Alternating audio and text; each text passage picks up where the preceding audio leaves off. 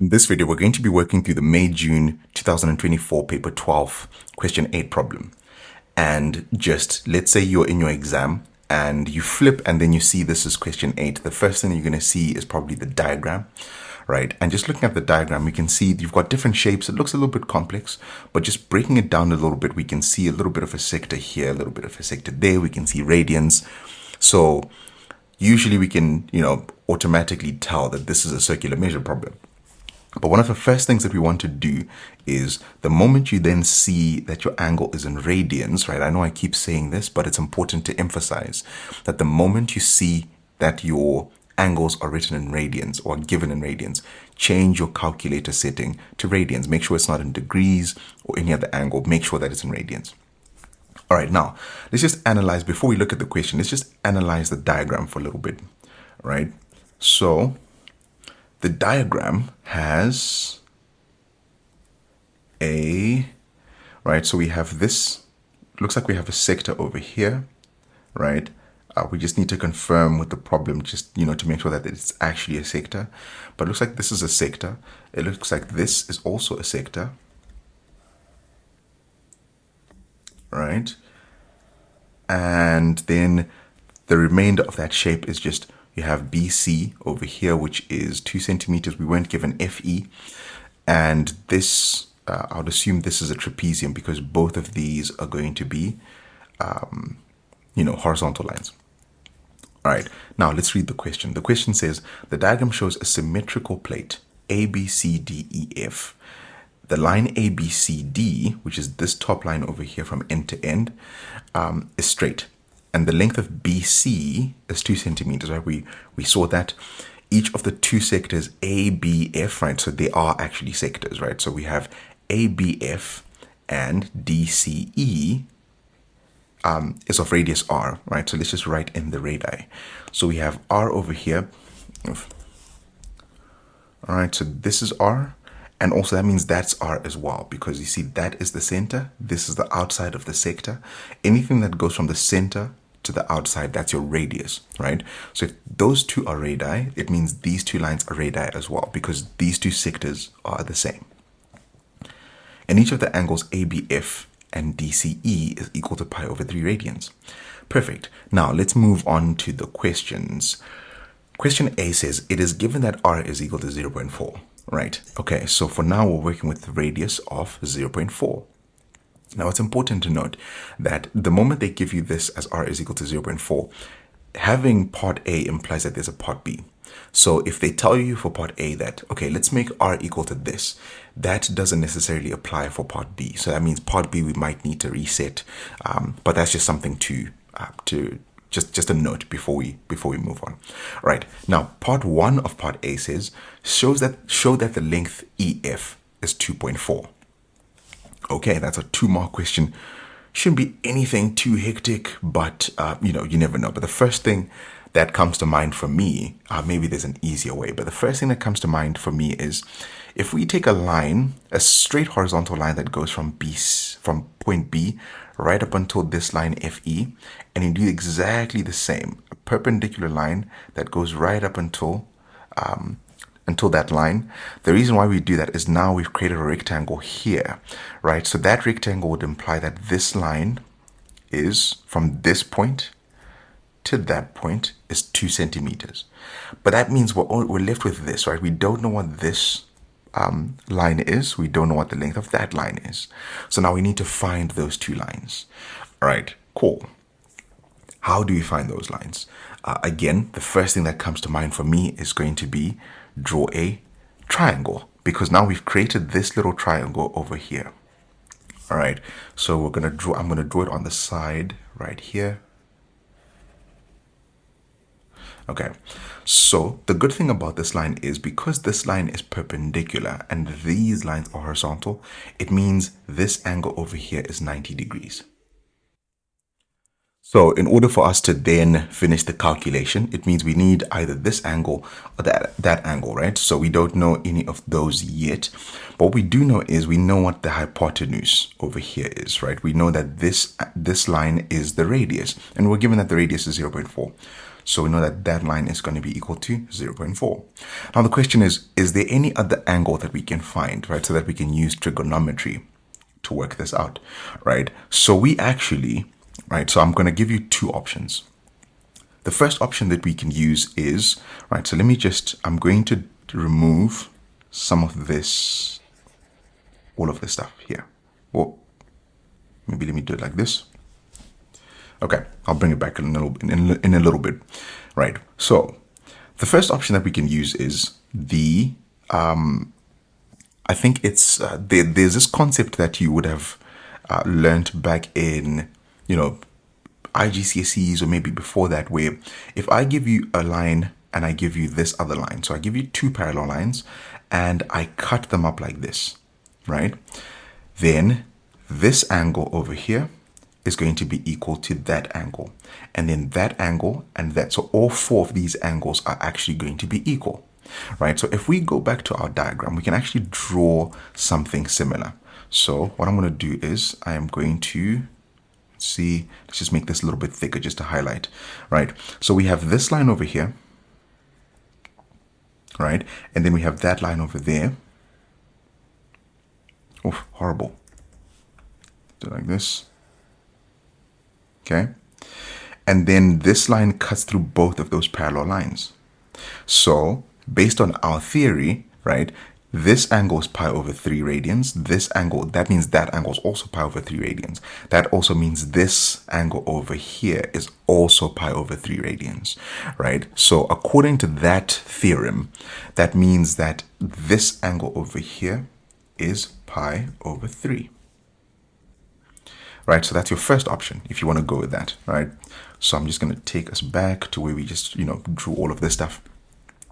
Another option that we have is we can use the fact that this is 90 degrees, right? If that's 90 degrees and this is pi over 3, or at least this is pi radians, and this is pi over 3 radians, the total of all of these from this point right up until we get to the end, all of these should add, so this angle, that angle, this one should all add up to 180 since it all adds up to a straight line. So that means in order for us to find this angle over here, we would say the total, which is, so this is pi over 2, that's 90 degrees. The total, which is pi, minus that first 90 degree angle, which is pi over 2, minus this other angle, which is pi over 3, and just subtract them, right? So if you put that into your calculator, pi minus pi over 2, minus pi over 3, you get pi over 6. Right, so that means this angle over here is actually pi over 6. And we know that this one is pi over 3. And if you add these up, because this is 30, this is 60, this is 90, you can use whatever method you want to use. But essentially, that's how we can find those angles, right? So I'm going to go with the first option that we went with. That's going to be making this pi over 3. And what I'm going to do is I'm going to name this line X. Okay, so X is actually what we're trying to find, because remember that is this line that we don't know, right? So let's now get back to the question finally. Let's do this. Okay, so we know that this X, based on the angles that we have, since it's between the 90 degree and the pi over 3, that makes it the adjacent. So if we have the adjacent and then we also are working with the hypotenuse, SOHCAHTOA would tell us that we are working with the CAH, the AH. So that means we use cos. All right, so that means cos of pi over 3 is equal to the adjacent over hypotenuse, which is x over 0.4. And then in order for us to get x, we multiply both sides by 0.4 to cancel it on this side, right? But now you have to multiply it on this side as well. So that means x is actually equal to 0.4 cos of pi over 3. This should give you a, because pi over 3 is one of our, little nice angles. So maybe let's try to put that into our calculators. Pi over 3, that's actually equal to 0.2. That is perfect, 0.2 centimeters. Therefore, in order for us to get the full FE line, right, we'll now need to add up all the individual lines that we have. So we have this line first, which is 0.2, plus this line, which we know is 2 centimeters, and then plus the rest of it, which is this little one. And Since it's symmetric, we know that this side is equal to that side. That means that's also 0.2. So this should give us 2.4 centimeters. Perfect. I hope that made sense. All right. So I know we were doing a lot of triangles and all of that stuff, but I hope that wasn't too confusing. Okay, now let's look at part B of question A, which says find the area of the plate. Give your answer correct at 3 significant figures. All right, so we have a lot of stuff going on over here. Let's just remove all of this stuff and start from scratch. Okay, now what we want to do is, if it's area and it's a complicated shape, we want to break it down into simpler shapes. So we already know that this is a sector. All right, that's a sector. That's another sector, right? So we know how to find the area of a sector. So these points are okay, right? So we can work those out a little bit. The next one that the last shape that we then have is this little, so we have this line, right? We also have this line over here. Okay, so since those two lines, we have this straight line over here, we have this straight line over there, we can basically say that this is a trapezium and use the area of a trapezium to work that out. Now, a trapezium is going to be any shape that follows. Essentially, it looks like this. We have this line and we have a parallel line over here, right? And if we call this, so these two lines are parallel, right? So we call this line A, we call this line B, and then we have the perpendicular height between them. The area, right? Area of a trapezium is basically half of the sum of the two, which is A plus B, and then you multiply it by your perpendicular height. Okay, so in order for us to find the area, we need to find the area of the sector, which was the sector called BAF. What did we call it here? ABF. Sector ABF. We also need to add the area of sector DCE, and then we just add the area of this other shape BCEF. Okay, right, now how do you find the area of sector ABF? In order for us to find the area of the sector ABF, right, so we know that the area of a sector, the equation for the area of a sector is half r squared theta. All right, so in this case, this is actually easy because we have the r, we were given the r, we were given the theta for part A only, right? So that means this is going to be half of r, which is 0.4, half r squared multiplied by your angle theta, which is going to be pi over 3 radians. All right, now this is a simple case of throwing it into your calculator. Multiply by 0.4 squared. I'm just going to divide that by 3, and then we actually get 2 pi over 75. Okay, 2 pi over 75. So I'm going to leave it like that for now, right? And then we also know that this is actually also, because it's symmetrical, this is also equal to the area of the sector DCE. So we don't need to calculate that one again, right? Because the radius is the same, the theta is the same. So we have the first two. So that means we have this one, and then we also have this one. Now we need to worry about the BCEF. So the area of BCEF is equal to, so we said the formula is half of the two parallel sides. So we know that the first one is going to be this BC over here, which is 2 centimeters. The second parallel side is FE, which we know is 2.4 from the last problem. And you're going to multiply that answer by your height, the perpendicular height, which is going to be from this line right up until this line. Now that one we don't have, okay? But now we can go back to our triangle. Remember, our triangle we found x using our triangle. Now we can find y, right? Now, how do you find y? We can find y by saying, okay, I'm just actually going to write this on the, okay, let's just write this on over here, where the height, in order for us to find height, we're going to say, for this line, the y is going to be opposite the angle. So that means we're looking for the opposite. We already had the hypotenuse, which was 0.4. So we're working with hypotenuse and opposite. And so katoa tells us that if we have opposite and hypotenuse, that means we're using sine.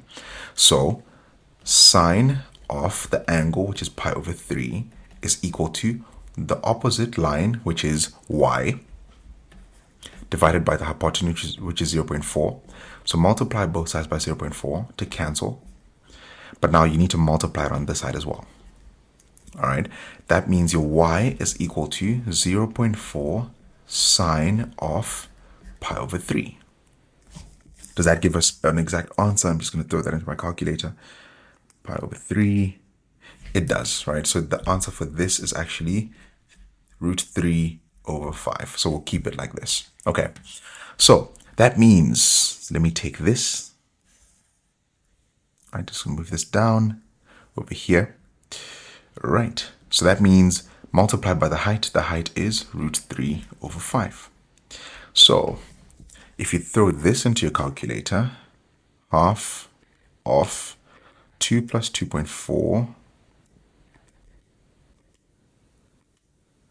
this is, so I've just put this into my calculator just to make it a little bit easy. Let me see if we can multiply by root 3 over 5. Okay, if you put this whole thing in your calculator as is, because I like to work with exact values, right, as I've said before. So this is actually going to be 11 root 3 over 25. I know this looks like an ugly number, but I just don't want to round up just yet. All right, I only want to round off when I get to the end of my answer. So now, in order for us to find the area, let's just add up all of these individual shapes, the areas of the individual shapes. The first area, which was the area of ABF, that was 2 pi over 75. And then we also have the same area for DCE, that's exactly the same. So you can multiply this by 2, or you can just add 2 pi over 75. And then add 11 root 3 over 25. Throw that into your calculator. Your answer is going to be 0.92. How many significant figures? 3 significant figures. 0.9296 or 97, which is the same as 0.930. Okay, I'm hoping I didn't make a lot of mistakes here. At least I didn't make any mistakes, I'm hoping. So yeah, we'll see. I always check the marking scheme once I've finished the problem just to make sure I didn't make any mistakes. So if you're seeing this, it means I have verified with the marking scheme. Okay. Now, part B says it is given instead that the perimeter is 6 centimeters. Now remember, we said this R only applies to, that 0.4, it only applies to part A, which means once we go to part B, it means that R doesn't apply anymore.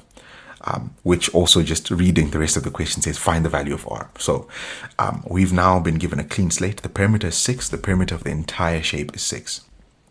Now we don't know R in this case. So how do you get perimeter? Now perimeter of a shape is just, you add, in order for you to get the perimeter of a shape, you just add up all the lines around that shape. Okay, so in order for us to find the perimeter, what we're going to do is we are going to just add up all the individual lines. So we have AB, right? So we're going to start, this is going to be our starting point over here, right? So we have AB, which is R. Remember, we don't have that anymore. So we have R plus 2 centimeters. That one doesn't change. Plus the next radius, because CD is another radius. Plus the arc length, the next one that we'll go to is this arc length, which is DE, right? Plus arc DE, plus we have the line FE. That one is going to be tricky. Plus arc AF.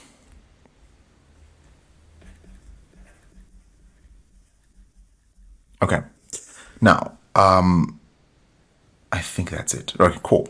So these, so let's just write down how we would get each of these, right? Because we already have the perimeter. What we're trying to find is the radius. So it's okay if radius is unknown, right? But in order for us to find perimeter, we're going to simplify all of these other expressions that we don't know. So r, that's fine. We don't know that. That's okay for now. Plus 2 centimeters, that's okay. All right, so that's that one we have. Plus r, again, we don't know this. Actually, instead of saying perimeter, I'm going to write the actual value, which is 6. Actually, no, fine. We'll just leave it as perimeter for now. Plus the arc length of DE. Now, in order for you to find the arc length of a sector, right, the arc length of a sector, the equation of S is equal to radius multiplied by theta. So arc length DE, since the radius is r and the theta is pi over 3 radians, then in this case, your arc length is going to be r multiplied by pi over 3. Perfect. Plus FE, right, which we don't have. That one is a little bit of a, of a problem. So we'll get to it just now. Plus arc AF. Now arc AF is the same as arc DE. So that one is also r multiplied by pi over 3. Now, what do we do with the with FE? Now, we already know that FE, so let me just write it as its own thing. FE is actually 2 plus, because we have, again, we're going to break it down. We're going to come back to this shape that we broke down, right? So we have this 2 centimeters, and then we have this line over here, and then that line over there, right? That line over here, based on our triangle, it was, because before we had it as 0.4 cos pi over 3.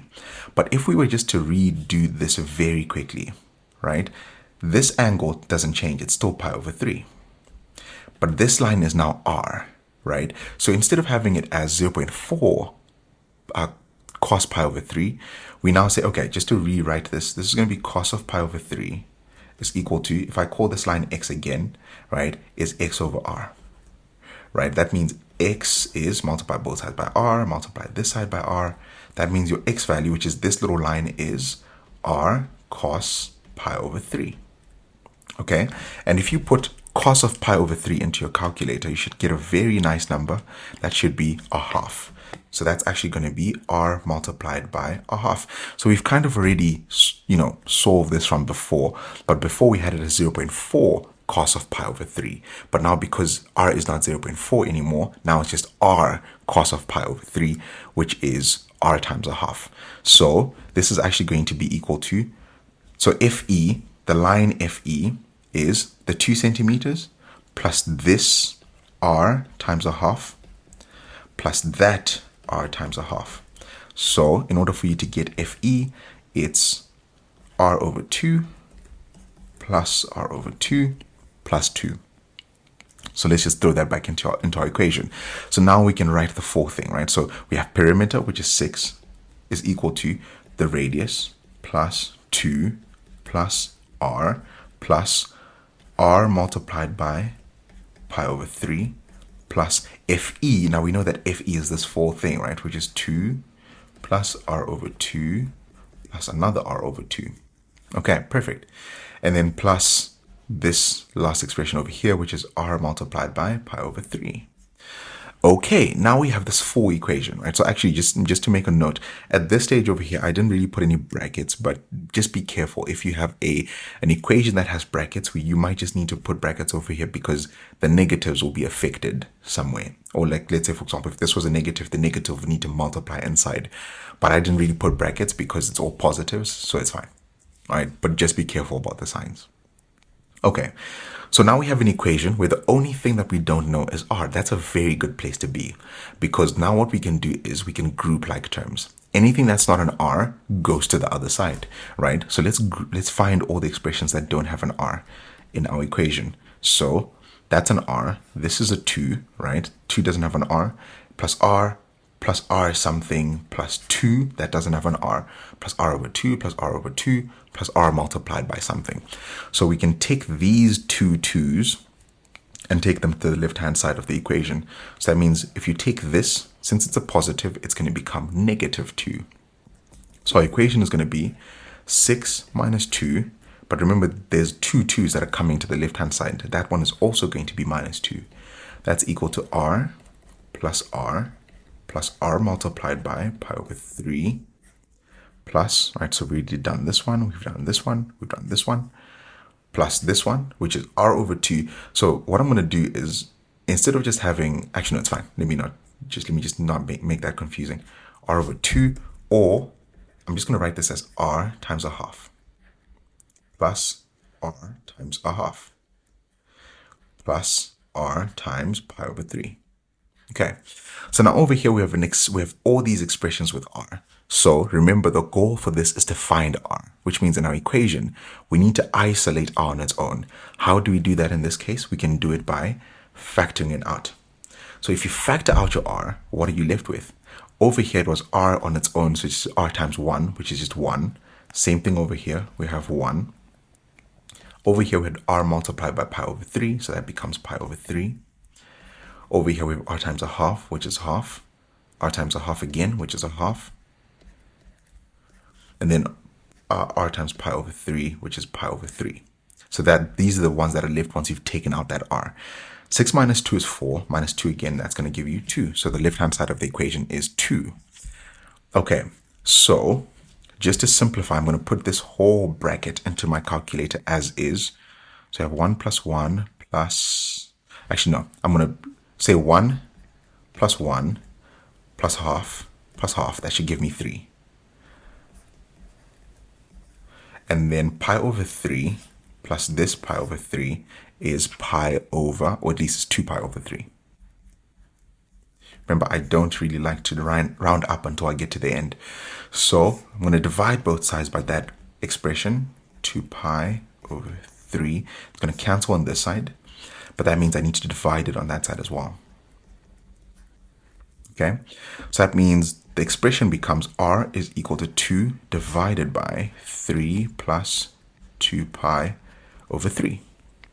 Just make sure it's in 3 significant figures. So if we just need to throw that into our calculator and not worry about too much else, 2 pi over 3, the answer is going to be very close to 0.4. Actually, the answer was r is equal to 0.393 centimeters. That is our final answer.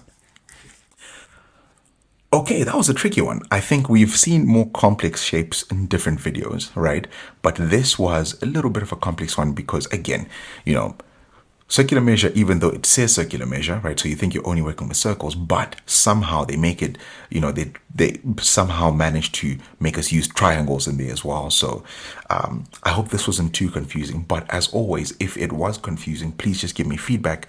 I can, these videos can be redone. So if there's something that's not clear, if there's somewhere where I was floundering a little bit too much and it ended up causing confusion, please do let me know and I can always make more of these, right? So that's the goodness of this. We don't, you're not stuck with these videos. So yeah, please do let me know if this made sense and hopefully I'll see you in the next video.